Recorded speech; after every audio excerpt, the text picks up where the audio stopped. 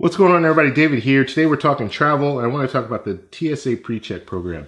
So in a previous video, I talked about the global entry program, and now I want to talk about TSA Precheck and talk about the differences between the two.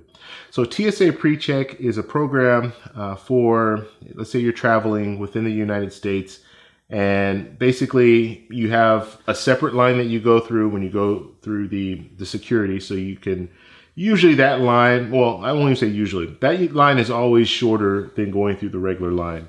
And then once you get through that line, then you go through the security, and security is a little different. You don't have to take your laptop out. You don't have to take your shoes off. So you can kind of speed through the line a lot faster that way, or speed through security a lot faster that way.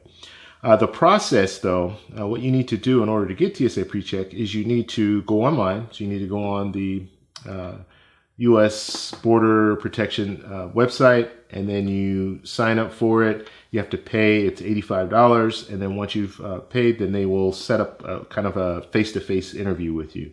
You go to the face-to-face interview. Usually, it took me probably, I think, 3 weeks out. I had to set 3 weeks out, and I had to drive a little ways. I drove about an hour and a half to do the interview.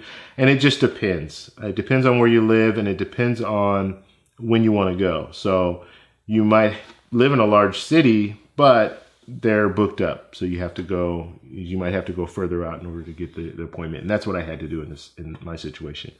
So you set up the face-to-face appointment, you bring in the documents that they ask you to bring in, your passport and things like that probably. I don't know if they'll ask for a passport for TSA Precheck, but I'm sure they'll ask for ID and things like that. Then you just go through that process.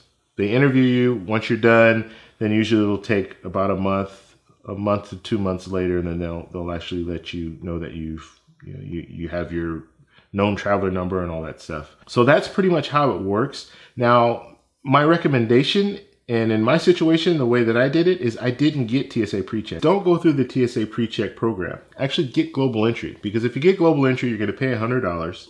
And you'll get global entry and you'll get TSA Precheck. The difference between global entry and TSA Precheck is global entry is for out of the country. So anytime you're leaving the country or actually returning to the country, that's when you're going to use global entry, and you go through a kiosk and all that. And I'll post a link so you guys can check that out. But get global entry because you'll get global entry and you'll get TSA Precheck. So it doesn't make sense to pay $85 to get TSA Precheck, because you don't get global entry with TSA Precheck. You only get global entry. If you get global entry, you'll get global entry and TSA Precheck, right? So it's 2 for 1 there. It's a pretty good deal. You're only going to pay $15 more. So if you have any questions, please post them below. If you like this video, please give me a thumbs up, and I'll talk to you in the next one.